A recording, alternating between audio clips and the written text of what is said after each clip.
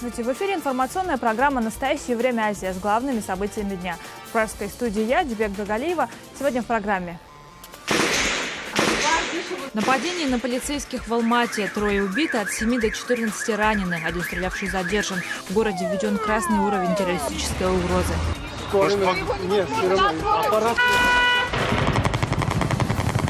Зачистка в Турции. После попытки военного переворота арестовано 6 тысяч военных, среди них все руководство армии, 9 тысяч судей и 8 тысяч полицейских. В Евросоюзе считают, что списки были подготовлены давно. Списки появились сразу после событий. И значит, они уже были подготовлены, чтобы использовать их в нужный момент. Ницца после теракта. Население по-прежнему в шоке, туристический поток резко упал. Власти Франции заявляют о невиданных по силе ударах возмездия по ИГИЛ. Мы нанесли удары по самому сердцу ИГИЛ в Сирии и Ираке. Позавчера и вчера вечером.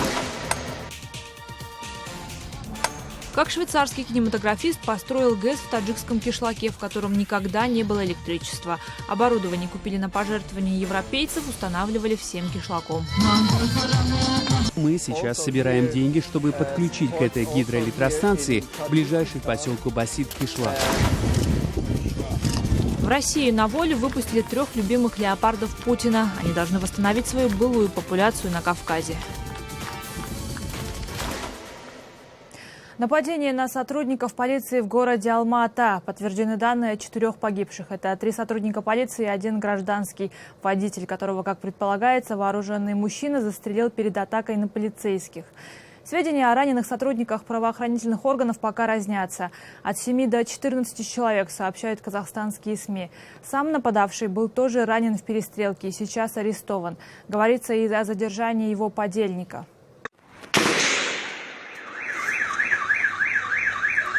Вышел из машины,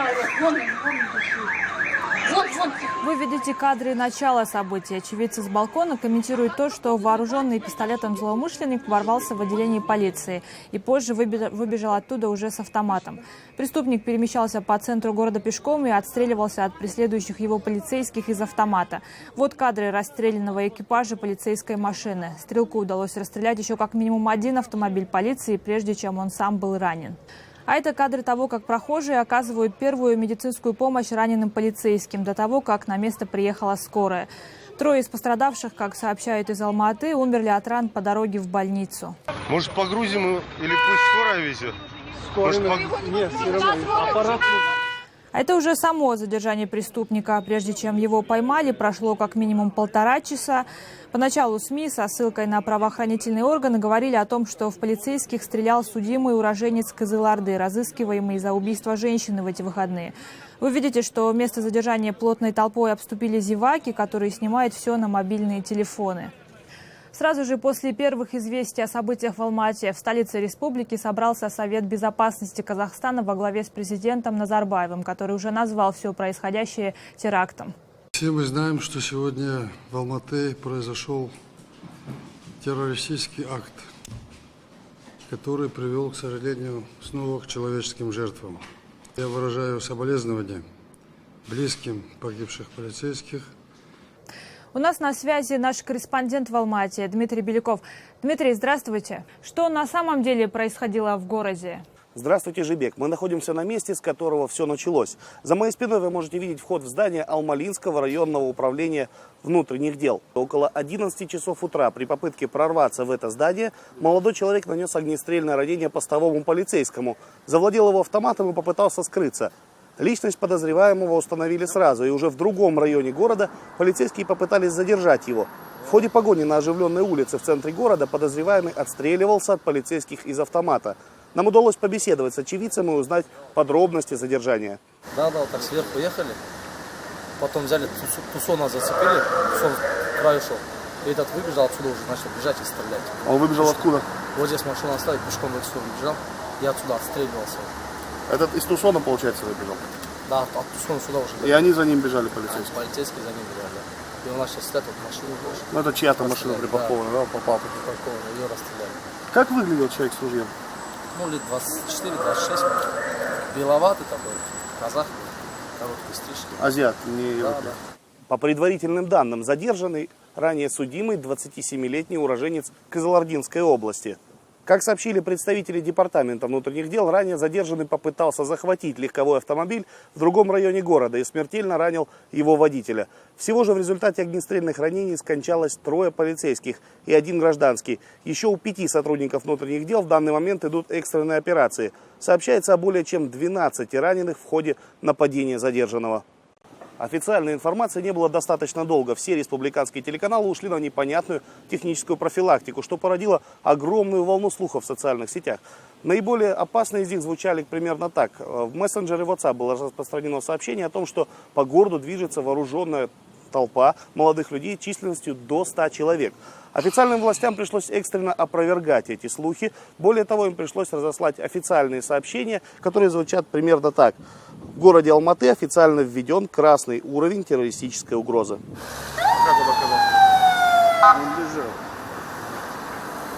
Многие горожане последовали совету силовиков не выходить из дома и избегать оживленных мест. Поэтому в городе сегодня, несмотря на понедельник, необычно мало машин и прохожих. Закрыты торгово-развлекательные центры, супермаркеты, базары, даже офисные здания в центре города. Отдельное внимание силовики уделяют оружейным магазинам. Возле них дежурят специальные наряды полиции. Начальство сказало закрыться. А давно закрылись? Часа 2 назад уже. Эвакуация прошла, всех вывели, сотрудников всех? Да. Полицейские усилили контроль на режимных объектах, автовокзалах, железнодорожных вокзалах, аэропортах и на выездах из города.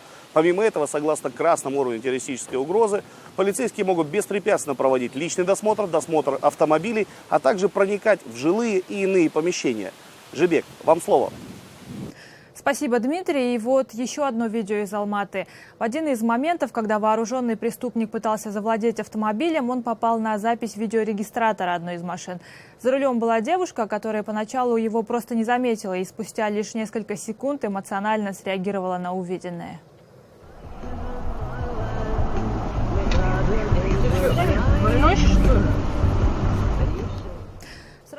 Сразу же после известия о расстреле полицейских в Алма-Ате соседний Кыргызстан усилил меры безопасности на границе с Казахстаном.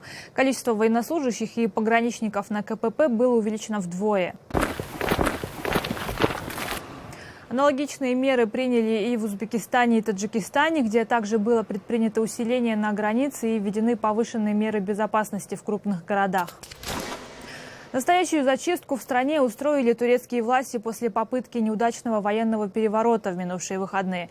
Из Турции приходит информация о десятках тысячах арестованных. Это почти 6 тысяч военных, из которых 103 генерала. Это почти все руководство турецкой армии. Также задержаны почти 9 тысяч прокуроров и судей. Примерно 3 тысячам из них предъявлено обвинение в сочувствии к мятежникам. Отстранены от работы и задержаны почти 8 тысяч турецких полицейских. Идут аресты и гражданских активистов. Руководство Евросоюза высказывает подозрение, что списки на столь массовые задержания были подготовлены задолго до сорвавшейся попытки переворота. По крайней мере, что-то было подготовлено. Я имею в виду, что списки появились сразу после событий. И значит, они уже были подготовлены, чтобы использовать их в нужный момент. Мы были первыми в ту трагическую ночь, кто сказал, что правовые институты нуждаются в защите. Мы должны следить, чтобы турецкие власти не установили политический режим, который отвернет страну от демократии. Турция добилась прогресса, провела в последние несколько лет множество реформ. Вернуться в прошлое было бы опасно. Сразу после того, как зазвучали первые выстрелы, президент Эрдоган призвал своих сторонников выйти на улицы. Часть из них погибла в перестрелке с военными после подавления мятежа. В Стамбуле прошел многотысячный митинг сторонников действующей власти и противников военного вмешательства в дела страны. Но некоторые усомнились в том, что мятеж был настоящим. Прямо сейчас в Стамбуле находится наш специальный корреспондент Шахида Якуб. Она расскажет нам о том, что происходит в Турции. В Стамбуле поздняя ночь, но собравшийся на площади Таксим народ расходиться не собирается. Сразу после попытки переворота Реджеп Тайип Эрдоган стал призывать людей выйти на улицы и, как он заявил, защитить турецкую демократию. Призывы выйти на улицы звучали со всех мечетей. Операторы сотовой связи рассылают сообщения с аналогичными обращениями. Власти Стамбула объявляют 3-дневный бесплатный проезд на метро, чтобы людям было легче добраться до мест проведения митингов. Подобные акции проходили во всех главных точках Стамбула и были хорошо спланированы. Митингующим бесплатно раздавали флаги и майки, а песня про Эрдогана стала своего рода гимном митингующих. На следующий день после попытки переворота начались аресты подозреваемых по организации и участии в мятеже. На данный момент, по сообщениям турецких СМИ, задержаны более 6 тысяч человек. И, по всей видимости, эта цифра будет расти. С улицы Стамбула уже убраны танки и другое военное оборудование. Все, что нам удалось найти после попытки несовершившегося переворота, это вот эти гильзы на Босфорском мосту. Многие из тех, кто пришли защищать Эрдогана на улице Стамбула и развивают флагами и турецкими знаменами, говорят о том, что они защищают турецкую демократию. Однако гражданские активисты утверждают то, что после попытки несовершившегося переворота в Турции еще больше могут сократить их гражданские права. И даже предупреждают о грядущей диктатуре Эрдогана. Сама идея демократии в Турции сформулирована как правление большинства. Это большинство, именно около 51%, поддерживает нынешнего президента. Остальные 49% в основном светские турки, религиозные этнические меньшинства, либеральные журналисты, курды, представители ЛГБТ, которые хотят отставки Эрдогана, считают, что их теперь оттеснили. Я думаю, что последний раз, когда люди, гражданское общество могли собираться и протестовать, был в парке Гези. Самое большое опасение у светских турков вызывает то, что теперь их страна может перестать быть светским государством. Люди, которые были на улицах и кричали «Аллаху Акбар», и как будто объявляли Эрдогана королем, прославляли его, они испугали всех остальных. Я думаю, что мы наблюдаем конец современной Турции, ее движение в сторону исламистского режима. It wasn't like this before the military coup attempt, and I'm afraid it will be less and less democratic now. So I'm just worried, terrified and shocked. Однако сторонники Эрдогана утверждают, что и этого они не хотят. Burada fitneyi sokarak, cuntacılık yaparak bizi В своей новейшей истории Турция пережила 4 военных переворота. Последний неудавшийся был в 1993 году. Многие турки говорят, что военные перевороты – это дела, оставшиеся в прошлом веке. А 60-летняя Айше подытожила все так. Общей для всех она останется. Однако будут ли гарантированы равные права для всех в этой стране после событий на прошлой неделе – это именно то, что волнует сейчас ее жителей. Шахида Якуб, Латиф Ют, Шахрух Саибов. В настоящее время Стамбул. Тем временем американская авиация возобновила удары по ИГИЛ с турецкой авиабазы Инжирлик. Напомним, что с субботней ночи на авиабазе было отключено электричество, и турецкие власти препятствовали вылету любых самолетов оттуда. Но после того, как США отказались предоставить политическое убежище командующему турецкой базой, якобы замешанному в мятеже, полеты снова возобновились.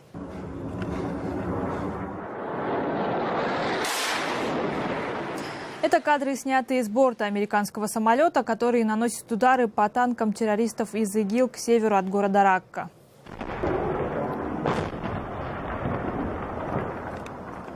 Между тем, российское Министерство обороны обнародовало данные о последних стратегических бомбардировках в Сирии. За последние 3 дня стратегические бомбардировщики нанесли более 50 мощных бомбовых ударов по позициям и инфраструктуре ИГИЛ.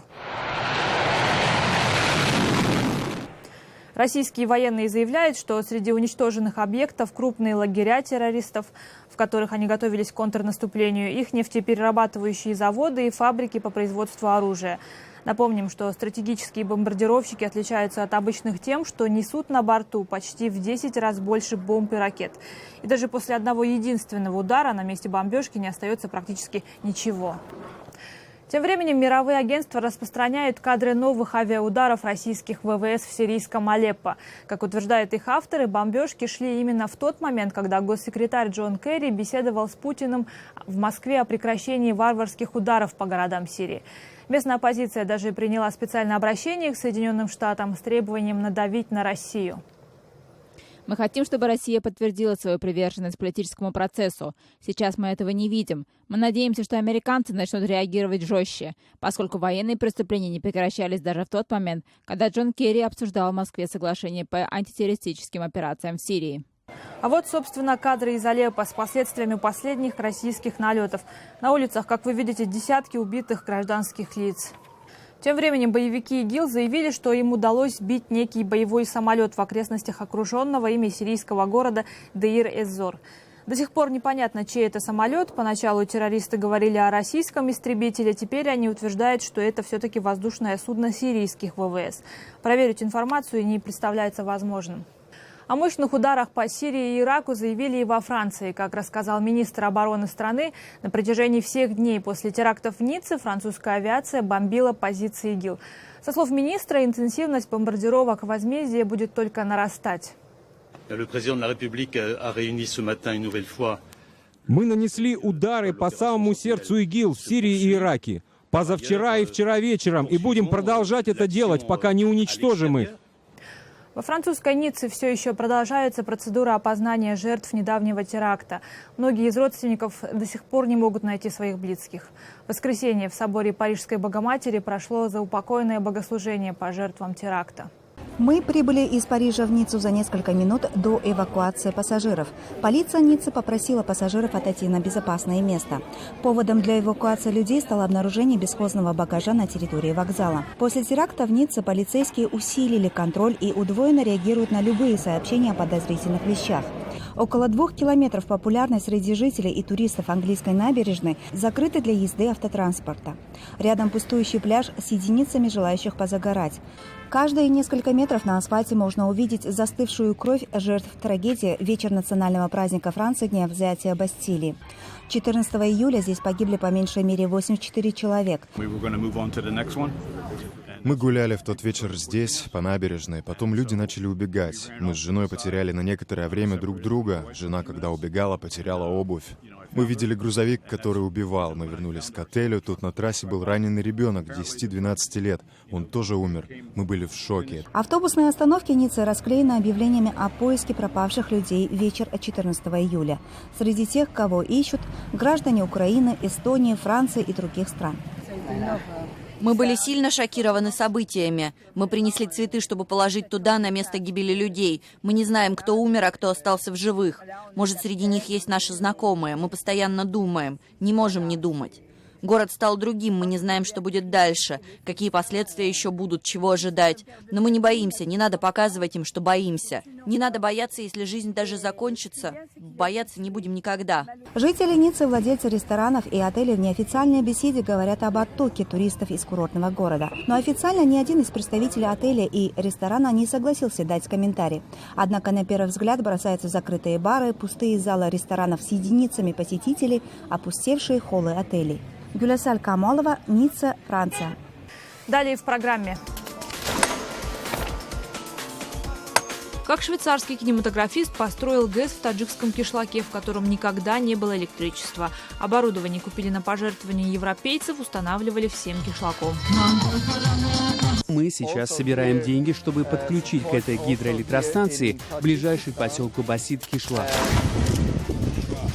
В Россию на волю выпустили 3 любимых леопардов Путина. Они должны восстановить свою былую популяцию на Кавказе. В Армении вооруженная группа все еще удерживает в заложниках 4 полицейских. В воскресенье сторонники политического движения «Учредительный парламент» захватили отделение полиции в Ереване. Погиб 1 сотрудник полиции, 3 ранены. В заложниках оказались 8 человек. Захватчики требуют освободить лидера своей организации Жерайра Сифиляна. Ими также выставлено требование отставки президента. Пока, благодаря переговорам, удалось освободить 2 заложников. Около отделения полиции сосредоточены подразделения специального назначения. Они находятся в состоянии боевой готовности, однако приказа о штурме пока не поступало. Заместитель начальника полиции Армении Унан Погасян исключил выполнение условий активистов. Если наши призывы услышаны не будут, то мы в состоянии нейтрализовать их, потому что с убийцами по-другому не поступают. Корреспондент армянской службы «Радио Свобода» Саргис Арутюнян сейчас находится рядом с захваченным отделением полиции в Ереване. Всего лишь несколько сот метров отделяют нас от здания полка патрульно-постовой службы полиции Армении, который вчера рано утром был захвачен членами оппозиционного движения «Учредительный парламент». Переговоры продолжаются. Полиция требует освобождения всех заложников и сдаться. А что требует оппозиционное движение? Они требуют освобождения их товарищей, в том числе одного из лидеров движения Жерайра Сифиляна и отставка президента Армении Сержа Саркисяна. Самый настоящий праздник устроили жители одного из поселков таджикской глубинки. Все потому, что в их деревне впервые появилось электричество. Мини-ГЭС для сельчан построил швейцарский кинематографист, который, когда-то приехав туда писать дипломную работу, удивился, что жители Кишлака всю жизнь жили без света. Анушервон Арипов побывал в деревне.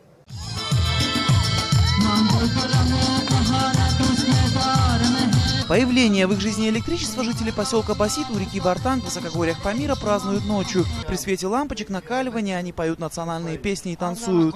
Электричество впервые с основания Кишлака здесь появилось только 2 недели назад, благодаря швейцарскому кинематографисту Роману Бруксу. Каждый день, где-то по 3-5 часов, люди собирали дерево или другое топливо, что угодно. Еще я видел, как люди сжигали собственные хлева, потому что так холодно зимой и другого топлива не оставалось. И я сказал, мы должны что-то сделать. Мысль о строительстве мини-ГЭС пришла Роману 5 лет назад, когда он снимал свой дипломный проект в этом кишлаке и увидел, в каких тяжелых условиях живет местное население. Вернувшись на родину, молодой режиссер стал собирать пожертвования для строительства ГЭС. Всего удалось скопить $250 тысяч. Турбины изготовили для нас в Швейцарии, генераторы купили в Болгарии, автоматические системы приобрели в Германии. И все это привезли в Рушан, а затем Бартанг, за 7000 километров. Строили мини-гидроэлектростанцию местные жители и сам Роман вручную. Никакая строительная техника в эти места добраться не может. Местные власти помогли с фундаментом, а оборудование устанавливали специалисты из Швейцарии. По словам Романа, работы шли так тяжело, что он несколько раз хотел бросить это дело, но все же ГЭС достроили. Конечно, вырабатываемая электроэнергия не используется в полном объеме, потому что пользователей мало. Поэтому мы сейчас собираем деньги, чтобы подключить к этой гидроэлектростанции ближайший к поселку Басит Кишлак. Мощность ГЭС 375 киловатт в час, а на 100 домов в кишлаке Басит достаточно и 100. Поэтому Роман планирует подключить к линии еще несколько кишлаков. Правда, пока на это денег нет, но Роман говорит, что это дело решаемое, причем в ближайшее время.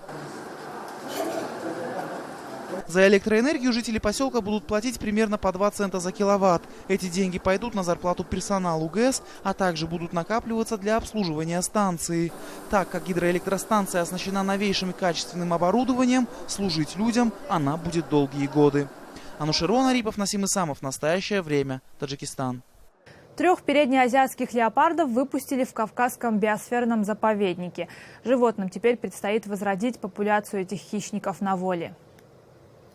Осторожно оглядевшись, переднеазиатский леопард по кличке Ахун выходит из клетки. Он и еще 2 сородичей, самка Виктория и самец Кили, покидают Кавказский биосферный заповедник. Они родились и выросли здесь, в центре восстановления леопардов. И теперь выходят на волю, чтобы стать основоположниками новой популяции. Перед выпуском леопарды прошли специальную подготовку к диким условиям. На них также надели специальные спутниковые ошейники, которые позволят отслеживать перемещение животных. До середины 20 века эти хищники были широко распространены на Кавказе, но к 50-м годам их численность резко сократилась по вине человека. В 2007-м Россия совместно с Всемирным фондом дикой природы запустила программу восстановления леопардов. С 2009-го ее лично поддерживает президент Владимир Путин. Это были все новости, о которых мы хотели вам рассказать. Читайте нас в социальных сетях и на сайте karenTime.tv.